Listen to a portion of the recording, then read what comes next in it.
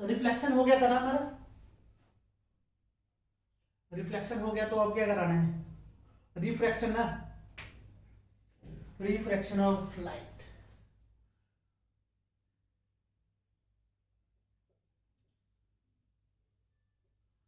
Refraction of light, refraction होती क्या है, रिफ्रैक्शन ऑफ लाइट है ना, the phenomena of bending of light है ना, when it travels from one transparent medium to another transparent medium. लिखवाना उखवाना तो नहीं है ना ये सब। The phenomena of bending of light when it travels from one transparent medium to another transparent medium. ये एंगल आई, ये एंगल आर है ना, ऐसे ही ना, ये मीडियम वन हो गई, ये मीडियम टू, मीडियम वन, ये वाली मीडियम टू, ठीक।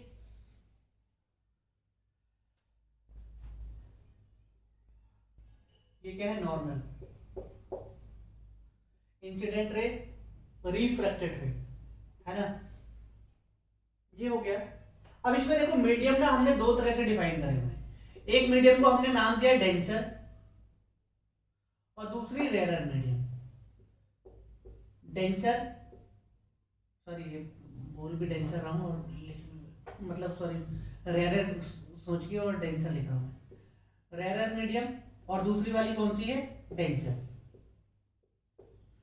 ये क्लियर था। कॉज ऑफ रिफ्रैक्शन क्या होता है, रिफ्रैक्शन किस वजह से होता है,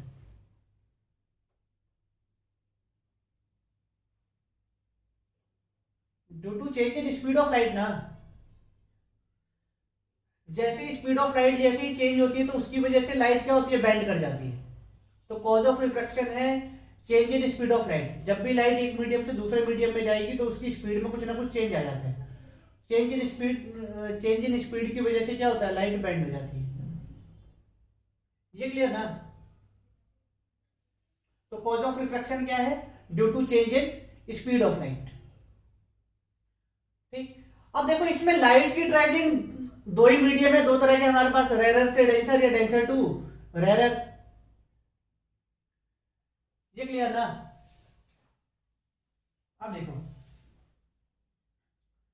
सबसे पहले पहले तो हम बात करते हैं रिफ्रैक्टिव इंडेक्स की, ठीक है ना, उसके बाद आते हैं रेरर डेंसर पे। Refractive index, refractive index, refractive index क्या होती है, it is the ratio of speed of light in air और vacuum to the speed of light in medium. ऐसे ना, speed of light in air और vacuum to the speed of light in medium, इन दोनों का ratio होता है, ठीक ना। रिफ्रैक्टिव इंडेक्स का जो नोटेशन होता है, कहीं पे एन से है और कहीं पे म्यू से भी है, ठीक। तो एन इक्वल टू क्या लिखेंगे, speed of light in air to the speed of light in medium, ऐसा ना। सी का मतलब है स्पीड ऑफ लाइट, ठीक ना, ये एयर वाली है, मीडियम वाली। अब देखो हमें इस टाइम क्या पढ़ना है, देखो हमने क्या पढ़ा हुआ है, speed of light in air जो होता है सी एयर, वो क्या होता है, 1/√अंडर mu not epsilon not. Light है क्या, लाइट इज इलेक्ट्रोमैग्नेटिक वेव्स ना, तो इसके पास प्रॉपर्टी भी दोनों की होनी चाहिए ना। तो ये म्यू नॉट किसकी, मैग्नेटिक की प्रॉपर्टीज हो गई, और एप्सिलॉन नॉट इलेक्ट्रिक की, ठीक ना। तो speed of light in air क्या होता है, 1/√अंडर mu not epsilon not. Mu not क्या होती है, परमिएबिलिटी ऑफ फ्री स्पेस, और epsilon not permittivity of free space, यही ना, परमिटिविटी ऑफ फ्री स्पेस। अब अगर मैं speed of light in medium की बात करूं, speed of light in medium, तो वो क्या हो जाएगी, 1/√अंडर permeability of medium into permittivity of medium. Permeability of medium 1/√अंडर permeability of medium into permittivity of medium. अब देखो याद करो, हमने मैग्नेटिज्म में ऐसा कुछ पढ़ा हुआ है, permeability of medium equal to permeability of free space into relative permeability. Relative permeability और क्या करें, epsilon R, epsilon of medium क्या हो जाएगा, अच्छा ठीक है, epsilon R, epsilon naught into epsilon R, ये क्लियर ना, ठीक, ये हो गया, ये हो गया, ये हो गया, mu M equal to mu not into mu R, इन दोनों वैल्यूज को ना यहां पुट करो, तो सी इन मीडियम क्या हो जाएगा, speed of light in medium क्या, 1/√अंडर mu not mu R into epsilon not epsilon R, ये क्या चीज है,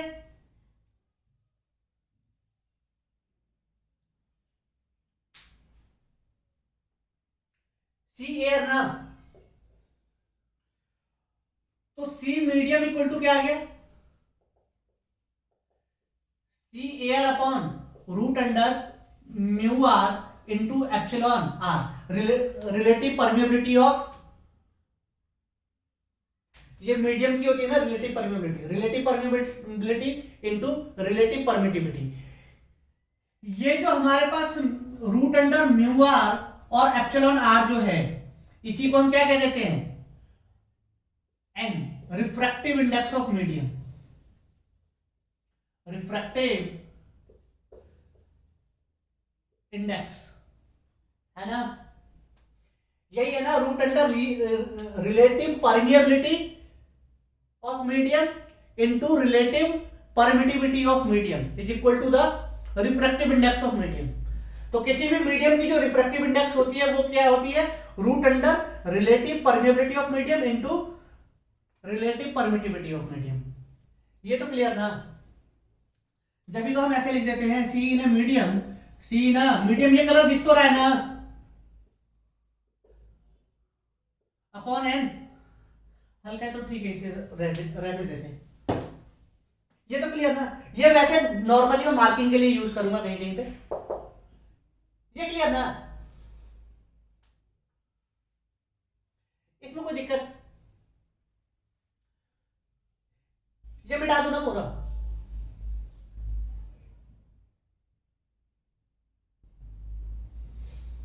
एक मिनट रुको, पूरा पूरा खत्म ही कर देता हूं, मैं इसी में पूरा कर दे रहा हूं।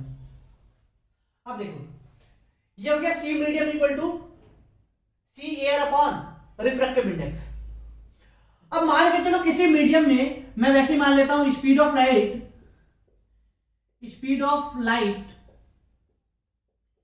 इन मीडियम वन इज v1, तो मैं क्या लिखूंगा, v1 equal to c by n1, n1 is the refractive index of medium one. तो ऐसे ही speed of light in medium two, अगर मैं मीडियम टू की स्पीड ऑफ लाइट की बात करूंगा इन मीडियम टू, तो क्या वहां पे मैंने मान लिया स्पीड ऑफ लाइट क्या है, v2 equal to c bye n2 ना,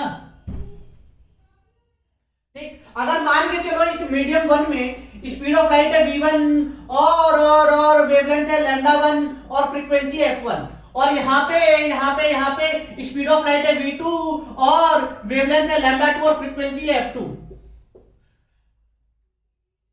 तो सीधी सी बात है, फ्रीक्वेंसी एक ऐसी प्रॉपर्टी है जो कि अनचेंज रहती है, जब भी आप मीडियम चेंज करो फ्रीक्वेंसी चेंज नहीं होती, इतना तो हम जानते हैं ना।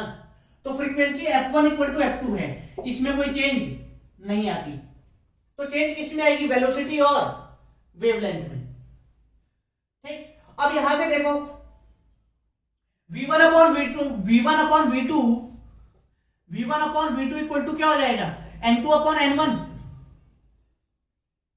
ऐसा ही ना।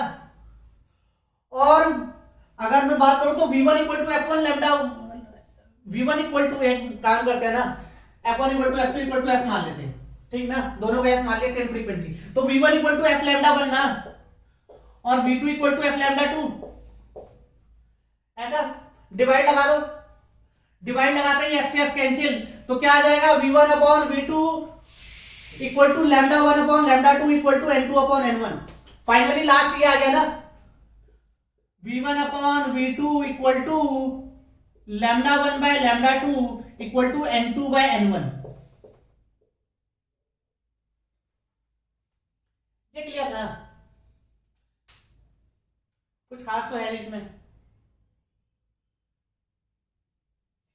ये स्पीड ऑफ लाइट के इक्वल होती है, ये जानते हो ना कैसे होती है? देखो, जो म्यू नॉट की जो वैल्यू होती है वो कितनी होती है, 4 पाई इंटू 10⁻⁻⁷ ना। और जो एप्सिलॉन नॉट की वैल्यू होती है वो होती है 1/4 पाई इंटू 9 इंटू 10⁹। इन दोनों की मल्टीप्लाई करके देखो, 4 पाई से 4 पाई कट जाएगा, ये कुछ ऐसा ऐसा आ जाएगा, mu not epsilon naught equal to 1/9 into 10⁻16, 7 जैसे नीचे आएगा तो 16 हो जाएगा। और इसी को मैं क्या लिख सकता हूं, 1/3 इंटू 10⁸ का होल स्क्वायर ना। और ये क्या, स्पीड ऑफ लाइट, तो क्या आ गया, mu not epsilon naught equal to 1/c², तो c equal to root under इसे लिख देते हैं, म्यू नॉट एप्सिलॉन नॉट। ये तो क्लियर ना।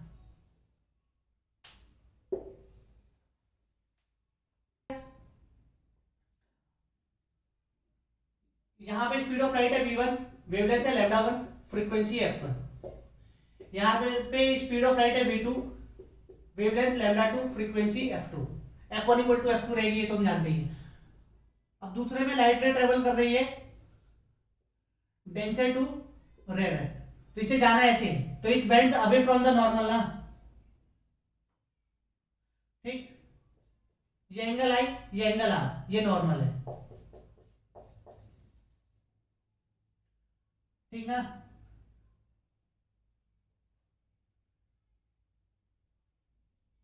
नॉर्मल भी टेढ़ी हुई, चल कोई बात नहीं, ये क्लियर। तो इसमें क्या होती है, पॉइंट बना के लिख लो, when light ray travels from rarer to denser then it bends towards the normal. इसमें when light ray travels from denser to rarer then it bends away from the normal, है ना। डेंसर से rare जाएगी तो normal से दूर हटेगी, और rare to denser के लिए नॉर्मल के पास आ जाएगी। दूसरा पॉइंट क्या हो जाएगा, इसमें देखो, क्या इसमें angle I is always greater than angle R, और इसके सेकंड पॉइंट में angle R is always greater than angle I, उसमें एंगल आर हमेशा बड़ी रहेगी। रेयर टू डेंसर जा रहे हैं, मतलब स्पीड ऑफ लाइट डिक्रीजेज ना, तो v2 is less than v1, और वहां पे डेंसर टू रेयर के डेंसर टू रेयर, तो स्पीड ऑफ लाइट इंक्रीजेज ना, तो इसमें v2 is greater then v1 ना।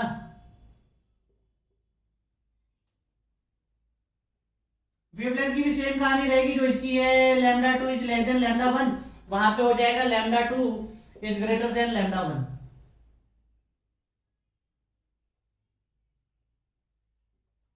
फ्रीक्वेंसी सेम ना,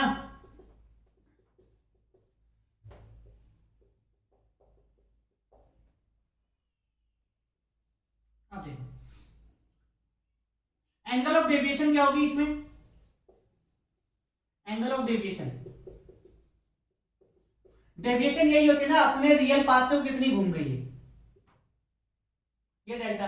तो इस जब लाइट रे रेयर टू डेंसर जाती है ना, तो उस समय एंगल ऑफ डेविएशन होता है डेल्टा आई माइनस आर, और जब लाइट रे डेंसर टू रेयर जाती है तो उस समय एंगल ऑफ डेविएशन होता है आर माइनस आई, ठीक है ना, क्योंकि डेंसर टू रेयर में angle of refraction is always greater than angle of incidence.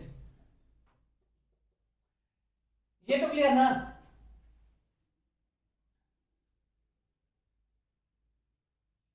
अब देखो, कैमरे पे तो गुस्सा तो बहुत आ रहा है, बार बार फोकस मार रहा है, वो सफेद करे बैठा हुआ है, मतलब इसे आदमी पसंद नहीं है इसके सामने, ये तो ये लिख लिया ना आपने। अब देखो बोर्ड में एक नंबर का इस तरह का क्वेश्चन आता है कि जैसे मान के चलो ना कि क्या करें क्या करें क्या करें, एक छोटा सा पॉइंट याद रखना कि velocity is directly proportional to angle of refraction. Velocity is directly proportional to the angle of refraction. अब देखो, लाइट ऐसे आई, ठीक, मैंने यहां पे 3 रेज डाल दिए, 1 2 3, ठीक है ना, तीनों की वेवलेंथ अलग अलग है, ये क्लियर ना। अब देखो, इसमें ऐसा हुआ, एक रे यहां गई, दूसरी रे इधर गई, तीसरी रे इधर आई, ठीक ना। आपसे ये पूछा गया 1 2 3 में किसकी वेलोसिटी ज्यादा किसकी कम। वेलोसिटी का इंक्रीजिंग ऑर्डर या डिक्रीजिंग ऑर्डर पूछा जाता है, ये बोर्ड में ऐसा आ चुका है एक बार, ठीक ना। एक बार क्या ज्यादा बार भी आ सकता है, क्योंकि 10 ईयर में सारे क्वेश्चन नहीं होते, जितना वो दिखाते हैं ना 10 ईयर के सारे क्वेश्चन है, सब नहीं होते उसके अंदर। अब देखो, अब इसमें देखो एंगल ऑफ रिफ्रैक्शन की अगर मैं बात करूं तो R1 सबसे ज्यादा, R2 से कम, R3 सबसे कम, तो velocity directly proportional to angle of refraction ना, तो V1 की वेलोसिटी सबसे ज्यादा, फिर V2 और फिर V3। ऐसे ही λ1 is greater than λ2 is greater than λ3। उल्टा लिख दिया क्या? नहीं, सही तो है। ये क्लियर ना। ये एक बस एक छोटा सा पॉइंट याद रखना, इस पे क्वेश्चन आ रखा है, velocity directly proportional to the angle of refraction. Angle of refraction जितनी ज्यादा होगी उतनी ही ज्यादा वेलोसिटी होगी उस वाली रे की, ठीक ना। ये सब क्लियर ना, ये क्लियर। अब नेक्स्ट लिखो laws of refraction, laws of, ये सब मिटा दो ना। चलो क्या करते हैं, laws of refraction. First law तो जानते हो ना, incident ray, refracted ray and normal all are lie in same plane, ठीक ना। पहला तो यही है। दूसरा वाला कौन सा लॉ है? Snell's law. Snell's law, Snell's law क्या हो जाएगा, जैसे मान के चलो ये एक मीडियम ये हो गई, ठीक, ये लाइट रे ऐसे गई, यहां के रिफ्रैक्टिव इंडेक्स है n1, नॉर्मल, ये एंगल ऑफ इंसिडेंस आई, ये ऐसे हो गई, ये r, और इधर की रिफ्रैक्टिव इंडेक्स है दूसरे मीडियम की n2, ठीक। तो हम ऐसे लिखते हैं n1 sin i equal to n2 sin r। ऐसे ही ना, अपने घर का रिफ्रैक्टिव इंडेक्स इनटू अपने घर का ही एंगल साइन के साथ, फिर दूसरे मीडियम का रिफ्रैक्टिव इंडेक्स इनटू दूसरे मीडियम का ही एंगल साइन के साथ, ठीक ना। अब यहां से अगर मैं इसे चेंज करना चाहूं तो क्या हो जाएगा, sine I upon sine R equal to n2 upon n1, और हमने n2 अपॉन n1 अभी पढ़ गए हैं, ये होता है v1 अपॉन v2 और दूसरा λ1 बाय λ2। ये स्नेल्स लॉ ऑफ रिफ्रैक्शन हो गई।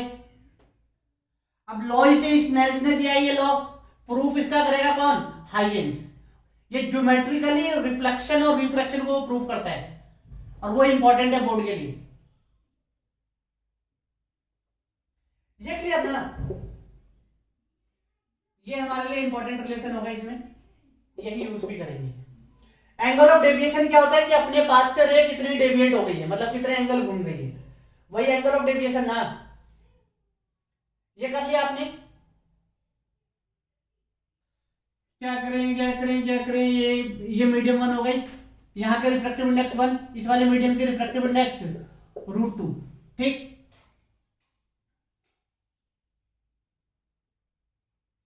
ये नॉर्मल, ये एंगल 45, आपसे पूछा गया फाइंड एंगल ऑफ डेविएशन, ठीक ना।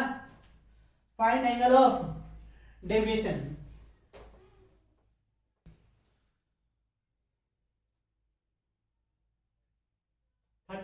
Deviation, angle of refraction I होगी 30, तो डेविएशन कितनी, लाइट रे की जो ट्रेवलिंग है वो रेयर टू डेंजर है, मतलब I माइनस आर ना, 15 डिग्री, ये डेविएशन हो गई 15 डिग्री। इसमें आपको पता है ना सेंस, वो रोटेटिंग सेंस भी बताना पड़ता है, रोटेशन सेंस, मतलब 15 डिग्री कैसी, क्लॉकवाइज। ठीक ना। अब देखो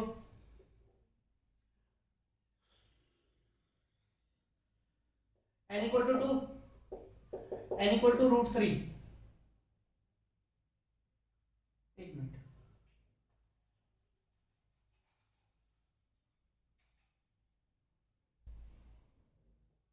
n equal to √3, n equal to 1।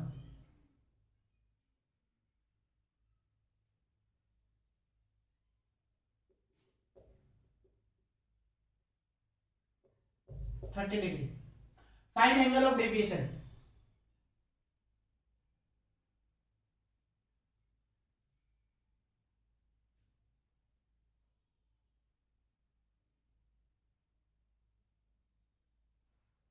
एक और क्वेश्चन,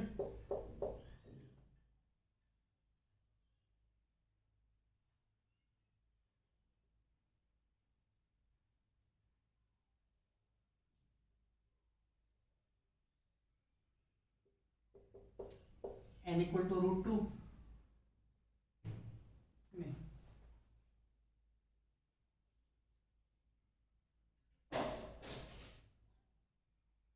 √2।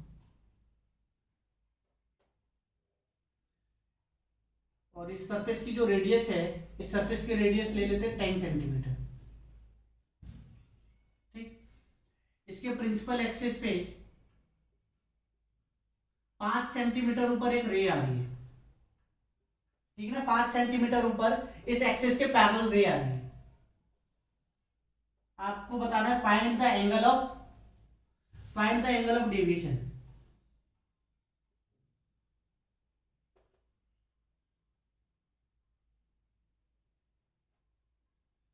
वो हो गया ना, वो तो मिटा देता हूं। इसमें कितना आ गया एंगल ऑफ डेविएशन?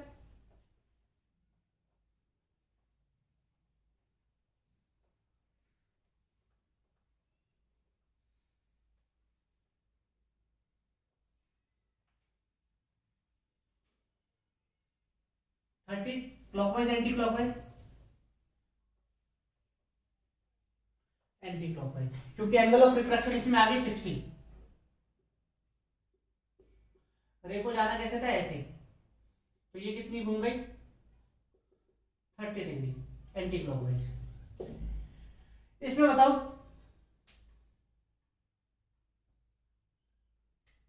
ये रे है, ठीक है ना, 5 सेंटीमीटर ऊपर एक रे आ रही है, लिख देता हूँ रे बाई रे।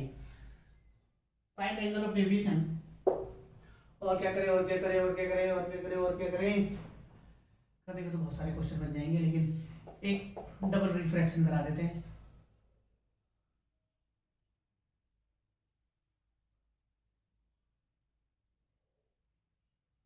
सेंटर हो गई, इसकी रेडियस जो भी है, रेडियस की कोई जरूरत ही नहीं है, वैसे मान ही लेते हैं। r इक्वल टू 10 सेंटीमीटर और n equal to √3।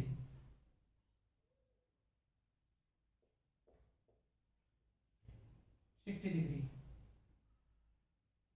Find the net angle of deviation. Surrounding का सराउंडिंग में बन गया। इस वाले का बताओ एंगल ऑफ डेविएशन कितना आ रहा है?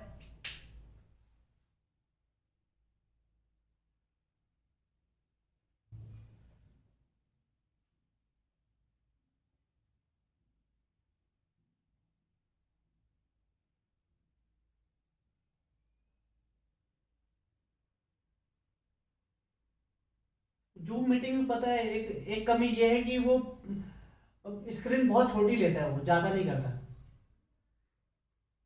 ये भी है ना। चलो मैं देखता हूँ, अब मुझे यूज करना ही पड़ेगा, क्योंकि 1.5-2 साल हो गए करीबन मैंने यूज नहीं किया ना उसके बाद कभी।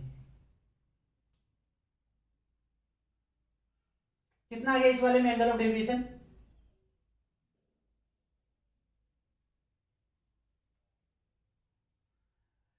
इसमें देखो, नॉर्मल अगर आप किसी भी स्फीयर के सेंटर से एक स्ट्रेट लाइन डाल दो उसके ऊपर, स्फीयर के सेंटर से जितनी भी स्ट्रेट लाइन डालते हैं ना वो हमेशा उस पर क्या होता है, परपेंडिकुलर। तो ऐसे इसका सेंटर उठाओ, ये सेंटर हो गई मान के चलो, ठीक ना। यहां से जो रे में यहाँ इस वाले पॉइंट पे डालूंगा, जो लाइन में स्ट्रेट डालूंगा वो इस पे नॉर्मल होगी, ठीक ना। अब सीधी सी बात है, यहां से लेके यहां तक की डिस्टेंस, ये तो रेडियस ही है ना इसकी 10 सेंटीमीटर, ये इसकी रेडियस हो गई 10 सेंटीमीटर। ये 5 तो ये भी कितनी 5 सेंटीमीटर, ये हमारी नॉर्मल हो गई, है ना। सेंटर से डाली है स्ट्रेट लाइन नॉर्मल, ये 5 ये 10, तो ये एंगल आई, तो एंगल ऑफ इंसिडेंस निकाल दो यहां पे। एंगल ऑफ इंसिडेंस कितना हो जाएगा, sine I equal to perpendicular upon hypotenuse ना, ये तो परपेंडिकुलर ये है, तो 5/10 मतलब 1/2, तो आई इक्वल टू 30 ना। यहां पे क्या होगा, अगर कुछ गिवन नहीं है तो एयर, तो एन इक्वल टू 1, तो क्या लिखेंगे 1 into sine 30 equal to √2 into sine R. तो गजब हो गया, 1/2 √2 आ गया। कभी कभी ना ऐसी गड़बड़ हो जाती है।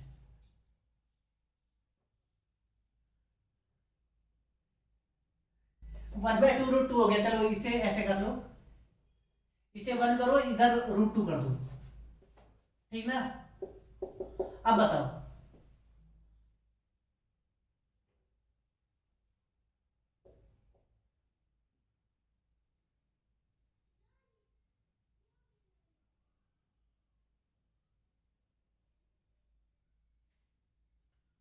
चलो एक और इसी तरह का एक और क्वेश्चन रख देता हूँ मैं। लेकिन वो मल्टीपल रिफ्रैक्शन कराने की कोशिश करता हूँ ना, कभी कभी गड़बड़ हो जाता है क्वेश्चन बनाने में।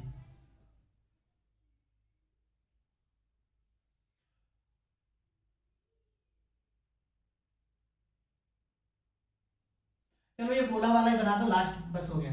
क्वेश्चन बनाने को बहुत सारे बन जाएंगे, लेकिन मेरे से क्या होगा, कभी कभी गड़बड़ी हो जाएगी, ऐसी वैल्यू आ जाएगी जैसे इसमें आ गई 1/2 √2, जानते नहीं है इसकी वैल्यू, ठीक ना। अब कितनी आ रही 15 ना, जब इसे चेंज करूंगा तो इधर √2 उधर 1, √2 इधर 1,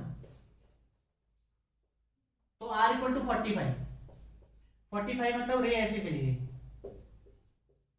मतलब delta equal to 15 degree clockwise. वो वाली करो,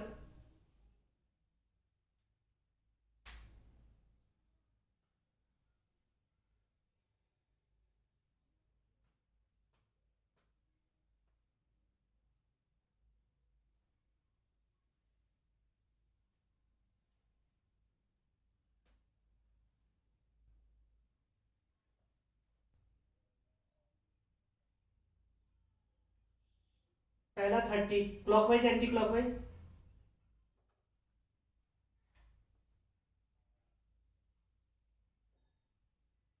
इस रे को जाना ऐसे था ना, ये आर आ रहा है आपका, ये आ रहा है ना 30 डिग्री,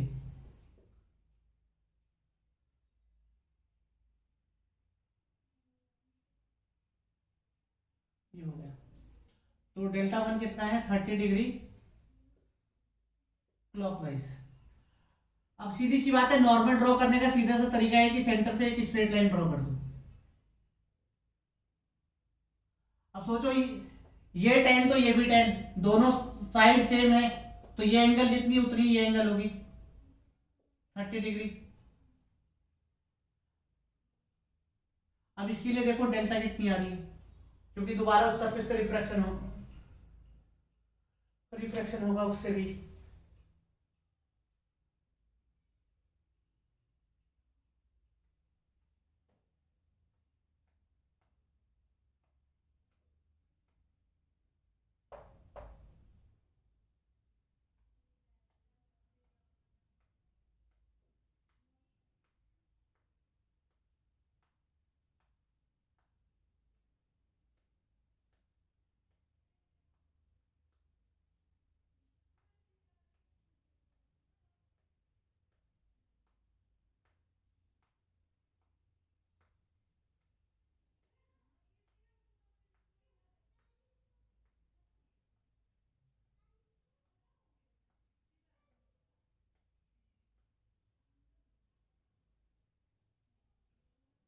कितना आ गया?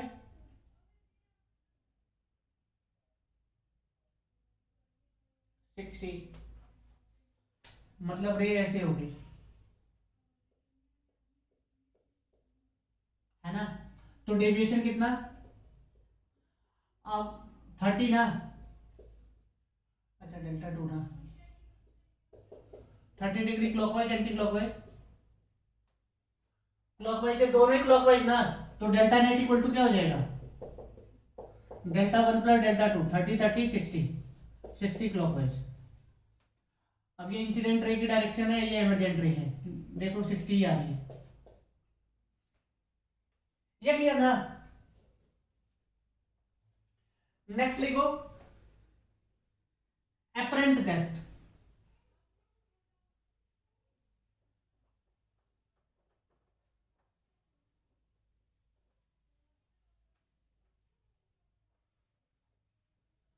एपरेंट डेप्थ,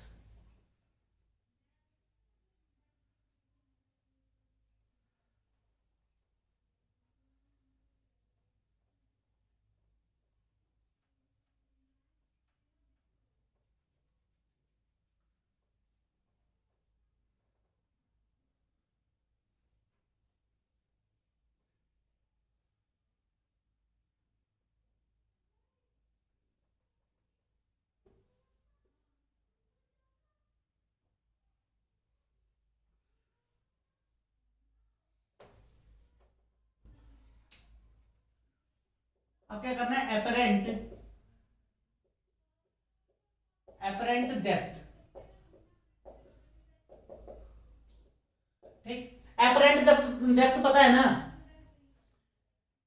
कि ग्लास के अंदर पानी भर के सिक्का डाल दो, सिक्का थोड़ी उठी हुई दिखाई देगी, ऐसा ही ना? तो जो रियल डेप्थ है उससे थोड़ी ऊपर दिखाई देती है, जरूरी नहीं है ऊपर ही दिखाई दे,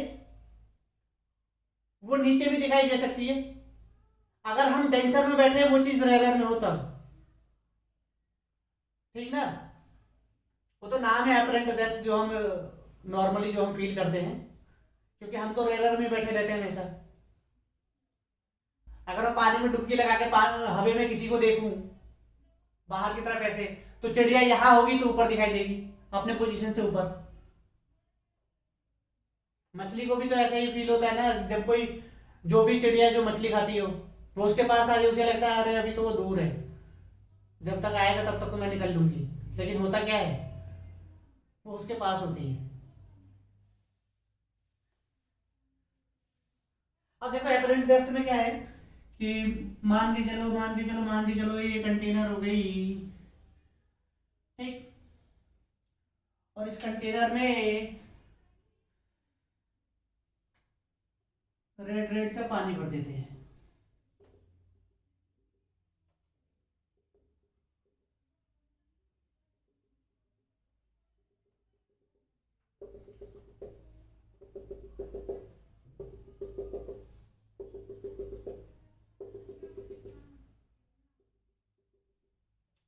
ठीक। और इस कंटेनर में नीचे ना एक कॉइन रखी हुई है, ये कॉइन है,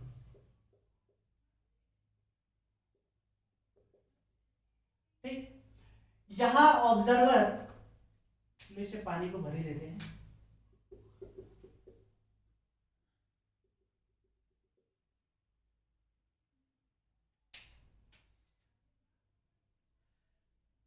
यहां से एक ऑब्जर्वर इस कॉइन को देख रहे हैं,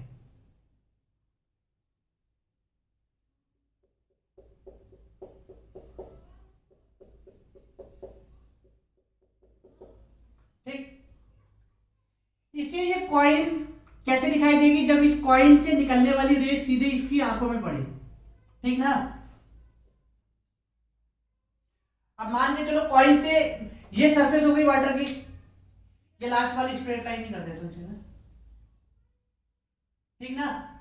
अब देखो कॉइन से एक रेस जो निकल के आई, एक रेस परपेंडिकुलर डालो, परपेंडिकुलर रेस तो अनडेविएटेड जाएगी ना,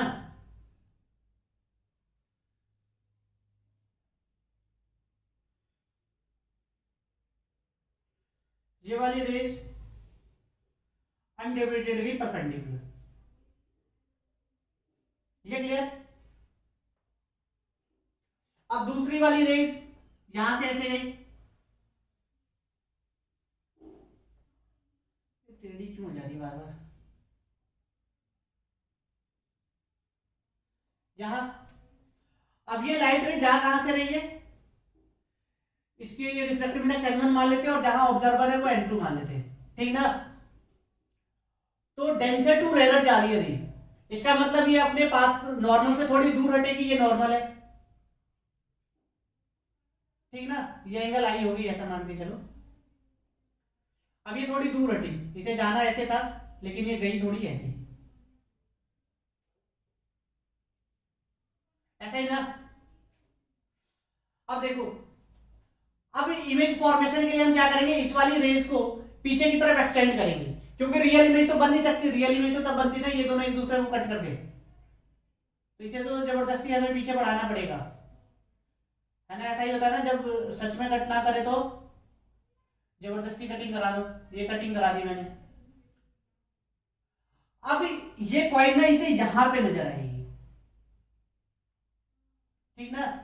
तो ये कॉइन की इमेज बन के यहां पे आई, यही इसे दिखाई देगी, ठीक?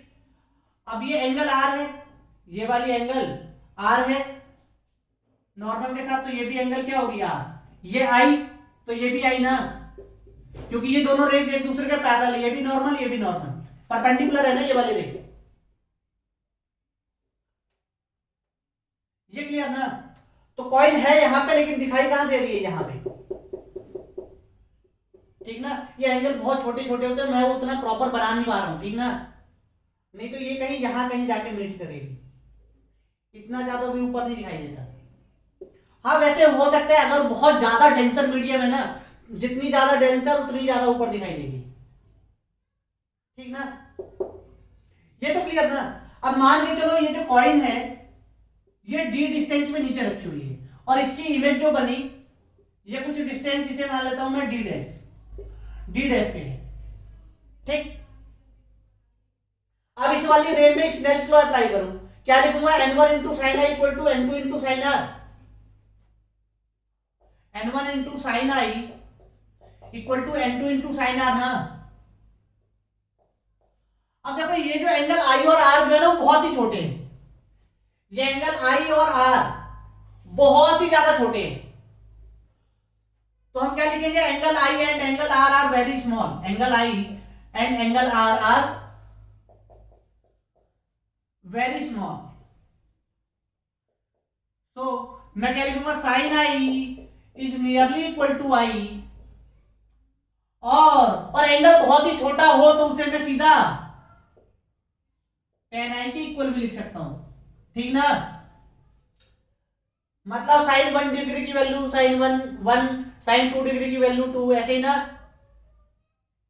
साइन 3 की वैल्यू 3, सही बोल रहा हूं? साइन की वैल्यू 1 से ज्यादा नहीं होती,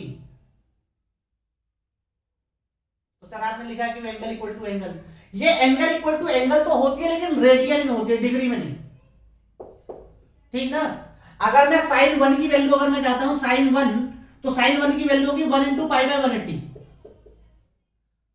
कैलकुलेटर में करके देख लेना लगभग इक्वल ही वैल्यू है, लगभग इक्वल होगी, थोड़ा बहुत चेंज होता है, ये मैंने करके देखा हुआ है,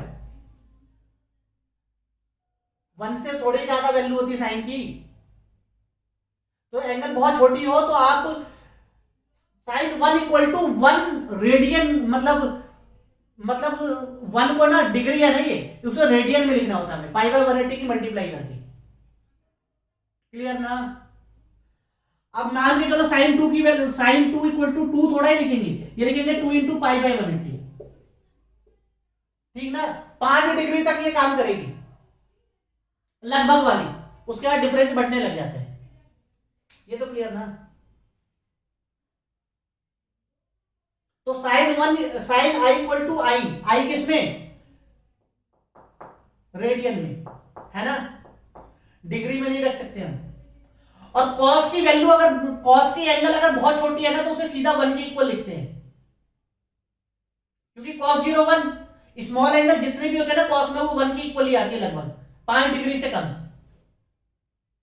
यही क्लियर ना? 5 डिग्री से कम में हम साइन आई इक्वल टू आई भी लिख सकते हैं, लेकिन आई किस में? रेडियन में। और कॉस आई की वैल्यू, कॉस अगर स्मॉल एंगल है तो उसे सीधा 1 के इक्वल लिख देते हैं। तो टेन थीटा इक्वल टू क्या होती है? Sine by cos. तो कॉस तो 1 हो गया, तो tan equal to sine I भी हो गया ना। ठीक ना? इन्हीं दोनों में चलता है, कॉस में नहीं, कॉस में स्मॉल एंगल 1 के इक्वल आ जाता है। तो sine I is nearly equal to I, और आई बहुत छोटा है, टेन आई भी लिख सकता हूं मैं इसे। और ऐसे ही आर भी बहुत छोटा है ना, तो sine R is nearly equal to R, और आर को किसके इक्वल लिख दूंगा? Tan R. ठीक ना? अब ये दोनों वैल्यूज वहां ऊपर वाली इक्वेशन में पुट कर दो, तो अब क्या हो जाएगा? Now n1 into ten I और n2 इंटू टेन आर। एक काम करते ना, इसे एक डिस्टेंस मान लेते हैं x। ठीक ना? ये जो परपेंडिकुलर है दोनों के लिए भी, दोनों के लिए है ना, ये वाली ट्राइंगल बड़ी वाली और ये छोटी वाली ट्राइंगल, एंगल आर वाली भी और आई वाली के लिए, दोनों के लिए परपेंडिकुलर है x। तो टेन आई इक्वल टू क्या हो जाएगा? x बाय डी, और tan R equal to x by D dash. तो n1 into X by D equal to n2 into X by D dash. x x cancel हो गया, तो d dash by D equal to n2 by n1 ना। इसे अगर मैं थोड़ा और ज्यादा जनरलाइज करूं तो क्या लिख सकता हूं? d dash equal to n2 by n1 into D. ऐसा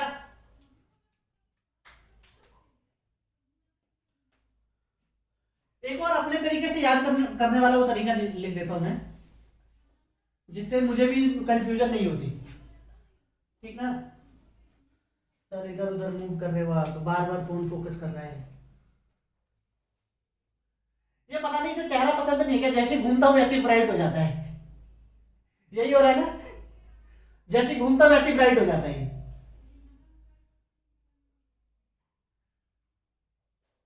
इसका मतलब कैमरा फोन कभी नहीं लेना चाहिए। क्या कर रहा था मैं? अच्छा, जनरल फॉर्म में लिख रहा था कि मैं कैसे याद रखता हूं इसे। तो मैं इसे ऐसे लिखूंगा, D dash equal to, D dash apparent position है ना, एपरेंट डेप्थ, सॉरी। अब देखो, इसे मैं ऐसे याद करता हूं कि refractive index of observer, refractive index of observer medium upon refractive index of objects medium into real position. Clear ना? अब जैसे मान के चलो, अगर मैं एक एग्जांपल ही देता हूं इसमें, एग्जांपल क्या दे दूं? जैसे मान के चलो ना, एक क्यूबिकल कंटेनर है, एक क्यूबिकल कंटेनर है, उसमें पानी भरी हुई है रेड रेड, जिसकी रिफ्रैक्टिव इंडेक्स कितनी है? 4/3। वाटर की रिफ्रैक्टिव इंडेक्स रख लेना 4/3 होती है। ठीक ना? रिफ्रैक्टिव इंडेक्स ऑफ वाटर कितनी? 4/3। अब यहां पे एक आदमी है, आदमी तो दिख रहा है ना, आदमी की आंखें हैं यहां पे। ठीक? अब ये कंटेनर से 20 सेंटीमीटर दूर है। ठीक? और मछली यहां से 12 सेंटीमीटर दूर है।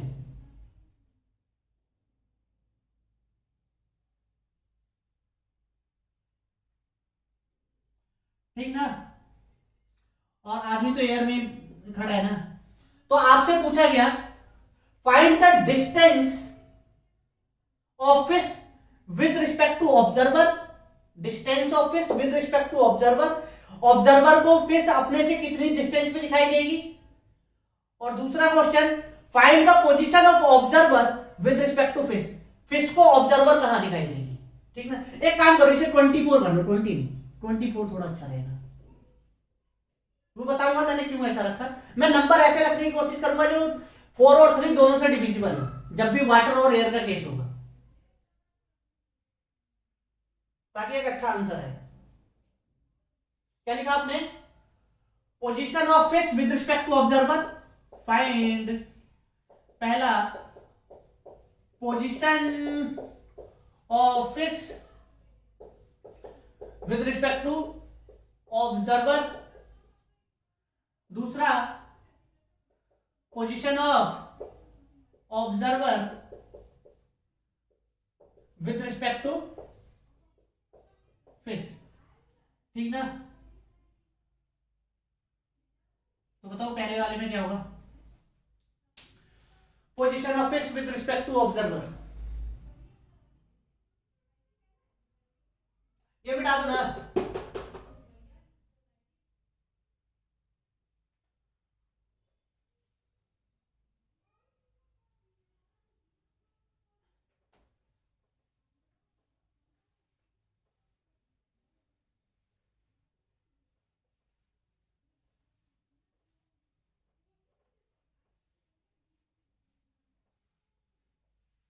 ऑब्जर्वर की जगह ना आदमी लिखना चाहिए, पोजीशन ऑफ आदमी विद रिस्पेक्ट टू फिश, मतलब मैन।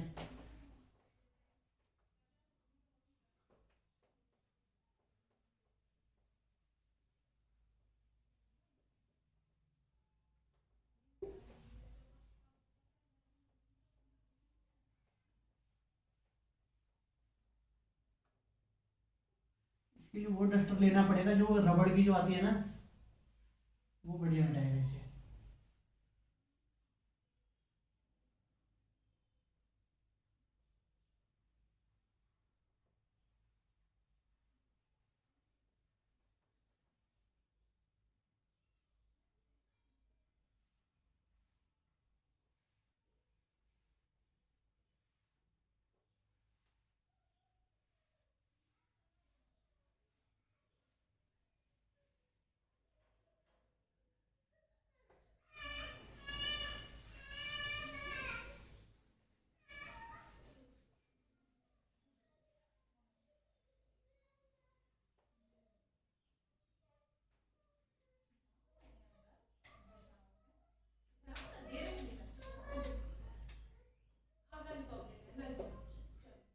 कितना आया,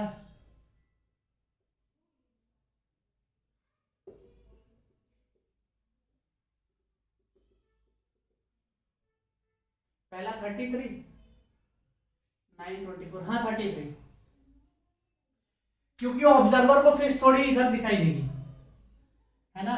ऑब्जर्वर के रिस्पेक्ट में अगर मैं देखो यहां तक 24 में तो कोई चेंज आया ही नहीं, जो चेंज है यहाँ पे मीडियम बदलते ही, तो आपने उसकी अपरेंट पोजीशन क्या लिखा होगा, D dash equal to refractive index of observer, अभी तो ऑब्जर्वर ये है, तो 1/4/3 इंटू 12, 3 3 जा 9, तो इसे 9 सेंटीमीटर पे दिखाई दे रहे हैं, तो 24 + 9 33।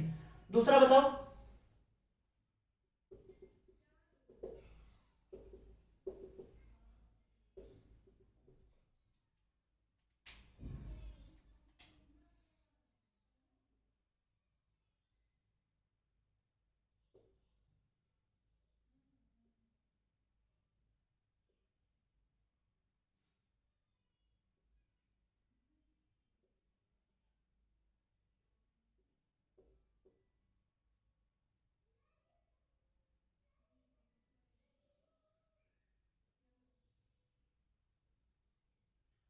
बगुले को क्या कहते हैं अंग्रेजी में, हीरोन कहते हैं ना। बगुला उसे मछली खाना उसी को पसंद है ना, और भी ऐसा है, पेंगुइन भी मछली खाती है ना।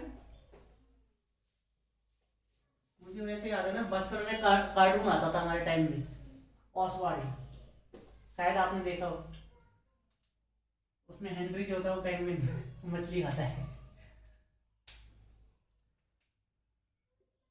आपके टाइम में थोड़ा ही आता होगा, वो तो बहुत पुरानी बात है, 2002 2002-3 में हम देखते थे।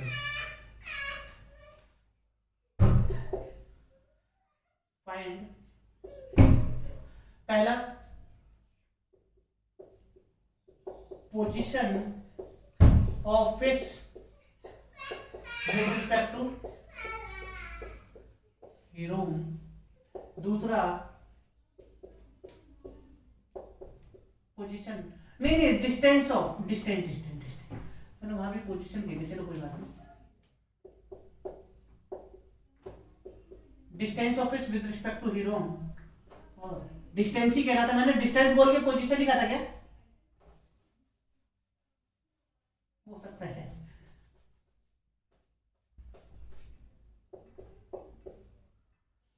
फोर्टी फोर मतलब 36 प्लस 12, 48 आना चाहिए। 96/3 32, हाँ 44 सही कह रहे हैं। हाँ ठीक है, 8 जुड़ेगा उसमें, क्योंकि दूसरे वाले केस में ऑब्जर्वर फिक्स हो जाएगी, है ना। तो डी डैश इक्वल टू क्या हो जाएगा, ऑब्जर्वर फिक्स है तो 4/3/1, 1 तो लिखना ही नहीं, इंटू कितने पे है, ऑब्जर्वर है 24 के डिस्टेंस पे, 8। मतलब देखो मैंने क्या कहा था, ऑब्जर्वर उसे यहां कहीं नजर आ रहा है, 8 सेंटीमीटर और पीछे, टोटल 32 है ना, तो 12 plus 32 44। Distance of fish with respect to hero, और distance of hero with respect to fish. चलो इसे करो, फिर मैं नेक्स्ट कराता हूँ, नेक्स्ट थोड़ा अलग होगा।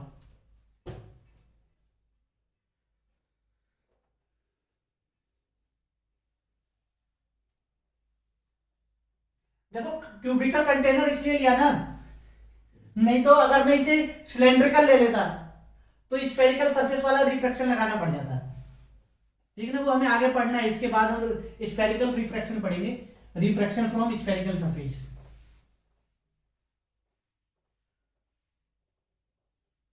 उसकी कहानी भी थोड़ी डिफरेंट होगी,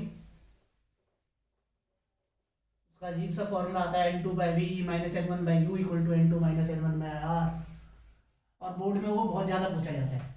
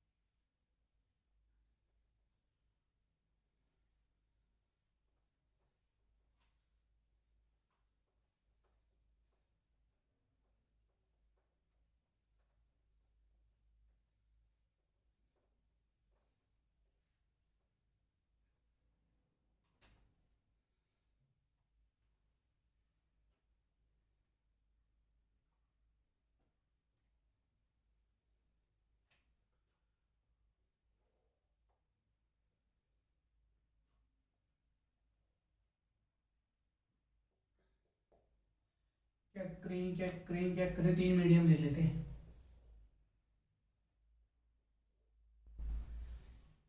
n equal to 1, n equal to 1.5 और n इक्वल टू 2।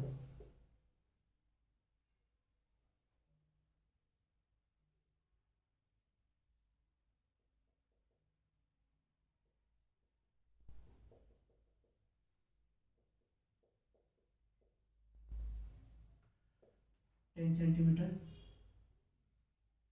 इसे कर देते 30 सेंटीमीटर।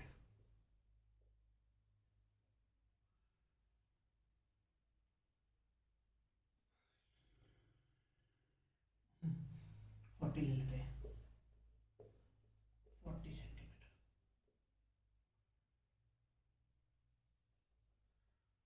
ये हमारे यहाँ पे ऑब्जेक्ट है।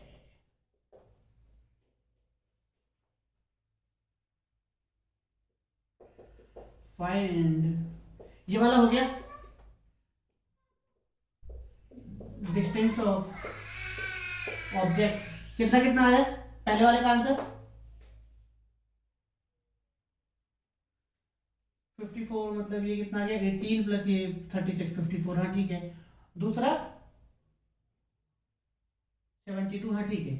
ये वाला करो, object, find the distance of object with respect to observer.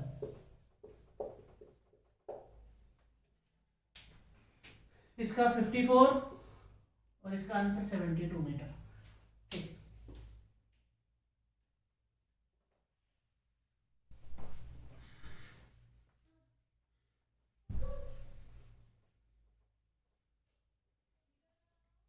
क्या? हाँ, एन 1.5 है, वो 1.5 है। कैसे करोगे ये पता है?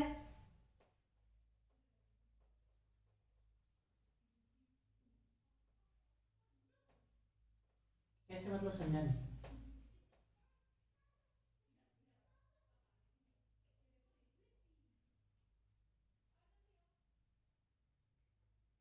ठीक, आगे।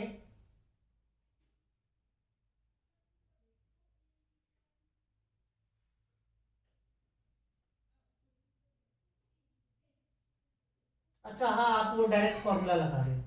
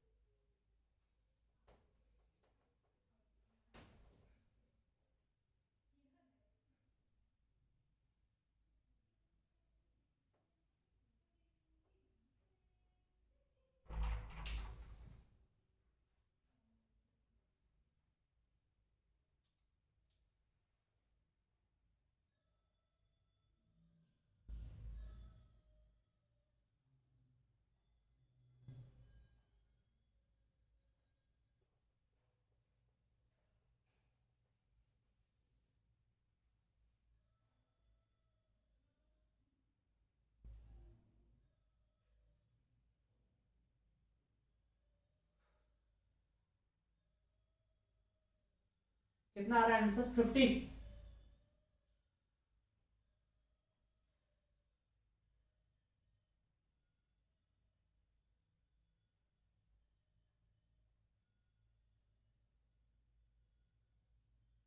50 आ गया ना? ठीक है, एक देखो, एक और तरीका है। ये वाला तरीका तो इसमें काम करेगा जब सरफेस प्लेन होंगे। स्फेरिकल रिफ्रैक्शन में कैसे समझोगे, उसके लिए मैं बता दे रहा हूँ यहीं पे। ठीक ना? स्फेरिकल जब रिफ्रैक्शन आएगी ना, तो उसमें भी क्या होता है कि स्फेरिकल सरफेस, मतलब एक प्लेन भी है, स्फेरिकल भी है, तो कई सारे सरफेस होते हैं। तो वहां कैसे ऑब्जर्व करेंगे, इसके लिए तो फॉर्मूला है, उस वाले केस के लिए नहीं है। तो ऑब्जर्व करने का देखो, इस वाले तरीके से मेरा ये होता है कि एक बार यहां बैठ जाओ, ठीक ना? यहां बैठ के ऑब्जेक्ट की पोजीशन ले लो, ठीक ना? तो यहां बैठ के जैसे ऑब्जेक्ट की पोजीशन लोगे तो क्या आ जाएगा? Observer upon object 1.5 upon 2 into 40, तो 20 और इंटू 1.5 मतलब 30 आ जाएगी। मतलब ऑब्जेक्ट पहले अब यहां पे नजर आएगा, ओ डैश पे, ओ से ओ डैश पे आया कितना? 30 सेंटीमीटर। अब जब यहां बैठ के आप ऑब्जेक्ट को ऑब्जर्व कर लोगे, तो इस वाले मीडियम से उठ के यहां आ जाओ, ठीक ना? इस वाले मीडियम को भूल जाओ, क्योंकि इस मीडियम के रिस्पेक्ट में मैं उसकी पोजीशन लिख चुका हूं, ठीक ना? तो अब इस वाली मीडियम को भी भूल जाओ। अब जो है यहां से लेके वहां तक 1.5 ही है, ठीक ना? अब जब मैं इसकी रिस्पेक्ट में ये वाली पोजीशन निकाल चुका हूं, तो अब मैं अपने मीडियम में वापस आ गया। अब 30 सेंटीमीटर दूरी पे ऑब्जेक्ट है, ठीक? तो अब दोबारा अब मैं यहां से अगर देखना चाहता हूं, तो D D dash equal to हो जाएगा कितना? 1.5, एक मिनट, 1/1.5 है ना? ऑब्जर्वर तो अब यहाँ पे है ना, तो 1/1.5 इंटू 60, तो ये कुछ आ जाएगा 40 सेंटीमीटर। मतलब इसकी जो फाइनल पोजीशन होगी ओ डबल डैश, ये जो अब ऑब्जर्वर को दिखाई दे रही है, वो इस सरफेस बाउंड्री से 40 सेंटीमीटर पे होगी। तो 40 प्लस 10 50, ठीक ना? ये मैंने इसलिए बता दिया क्योंकि स्फेरिकल रिफ्रैक्शन में ये काम आएगा। क्लियर ना? चलो फिर ये बताओ, क्या करें, क्या करें, क्या करें, क्या करें, क्या करें? कंटेनर ले लेते हैं, पानी भर देते हैं इसमें, और रिफ्रैक्टिव इंडेक्स ऑफ वाटर 4/3 ना। ये हमने पानी भर दिया, इसमें रेड रेड था।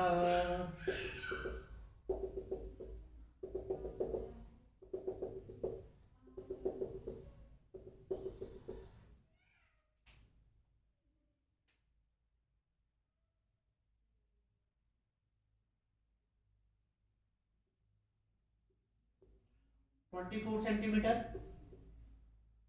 और ये भी 24 सेंटीमीटर। और हमने क्या करा, यहाँ पे ना सिल्वरिंग कर दी है, और यहां से ऑब्जर्वर देख रहा है,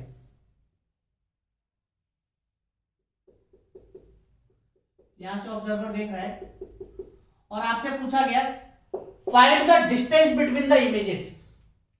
इसे दो इमेज दिखाई देगी ना, दो जगह फिश दिखाई देगी, एक तो ये अपनी इसकी अपरेंट पोजीशन पे, दूसरी मिरर में जो रिफ्लेक्शन होके बनेगी वो भी। Find the distance between the images, find distance between images.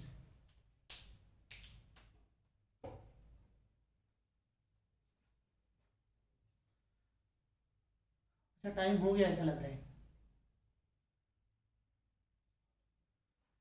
6:30 को जगह जाना है ट्यूशन में। क्या ही बताऊं, मैं परेशान हो जाता हूँ कभी कभी। तो मैं सही बताऊं ना, मुझे सबसे बेटर लगता है ऑफलाइन। अब ऑनलाइन में मुझे, मैं घर पे ही पढ़ा रहा था, इसीलिए मैं वो ऑफलाइन आया नहीं है। कल से तो ऑफलाइन ही शुरू करूंगा। अब मुझे फिर ऑनलाइन के लिए फिर भागना पड़ेगा। अभी ऑनलाइन क्या होगा, ऑफलाइन के लिए ऑफलाइन ही बोला था ना सर। कितने भूल करो, आप भूल जाते हो क्या बोला था।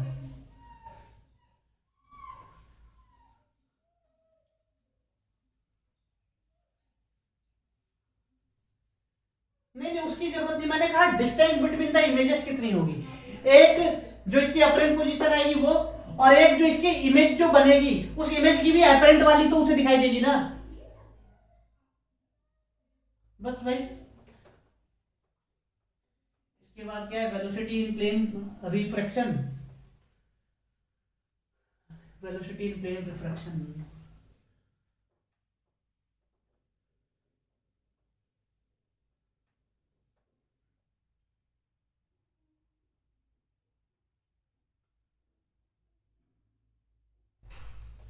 पहले मछली की अपरेंट पोजीशन कहां नजर आ रही है, क्या करोगे, D dash equal to observer 1/4/3 into 24 ना, 6, तो 6 3 जा 18, D dash equal to 18 centimetre. तो फिश कहीं यहां नजर आई, कितने पे, 18 सेंटीमीटर। ये पहली इमेज है I1, ठीक। दूसरी इस मिरर से रिफ्लेक्शन होके बाहर पीछे की तरफ बनेगी, ऐसे ऐसे ही ना। अब ये 24 आ गए तो 24 पीछे भी तो बनेगी। अब यहां से टोटल डिस्टेंस कितनी, 72 सेंटीमीटर। 72 की अपरेंट ले लो, उसे मैं डी डबल डैश मान लेता हूं, D double dash equal to 1/4/3 into 72, 18 18 3 जा 54, D double dash equal to 54 centimetre. 54 54 54 54 48, मतलब 6 बाहर चली गई। मतलब यहां कहीं पे I2 नजर आई, इसकी दूसरी इमेज। कितनी डिस्टेंस, 48 + 6, मतलब यहां से ले लेते ना 54 सेंटीमीटर, ठीक ना। एयर में कहां बन रही है, मिरर के अंदर बन रही है ना।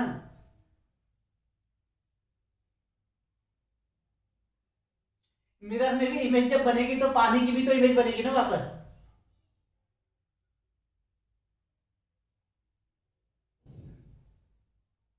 एपरेंट शिफ्ट में ये सब क्लियर हो जाएगा। उसमें बीच में स्लैब लैब रख देते हैं ना, ये पानी भर दिया तो थोड़ा मिरर पे बैठ के फिर सोचना पड़ता है बाहर ऑब्जर्वर के लिए। मतलब ऐसा अगर मैं मछली को इधर घुमा दूं, चलो यहीं पे कह देता हूं, मछली को पीछे की तरफ घुमा दूं, फिर मैं ये कह दूं कि मछली को ऑब्जर्वर कितने डिस्टेंस पे नजर आएगी मिरर में, ऐसा क्वेश्चन थोड़ा हो जाएगा ना ऐसा। मतलब ये कह रहा हूं कि अगर ये मान के चलो यहां से 36 सेंटीमीटर दूरी पे है, ठीक ना, और मछली को घुमा दो, ठीक ना, मछली को घुमा दिया मैंने, तो मछली के लिए वापस से इधर पानी भर जाएगा ना, करीबन कितने के लिए, 48 सेंटीमीटर के लिए, तो इसे पानी वापस से नजर आएगा।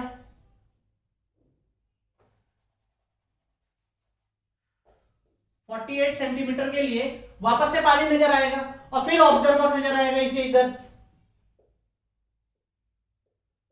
कितने पे 36 सेंटीमीटर पे। अब ऐसे सोचना पड़ेगा अगर मछली को इधर घुमा दिया तो क्लियर ना, तो फिर कितना हो गया 24 48 72 तो सेम रहा, उसका एपरेंट नजर आएगा मतलब 48 क्लियर ना, क्योंकि पानी की इमेज भी बन जाएगी।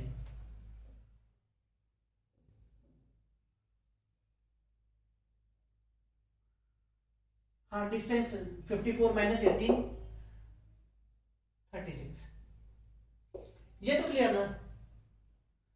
चलो मैं नेक्स्ट क्लास के लिए निकलता हूँ।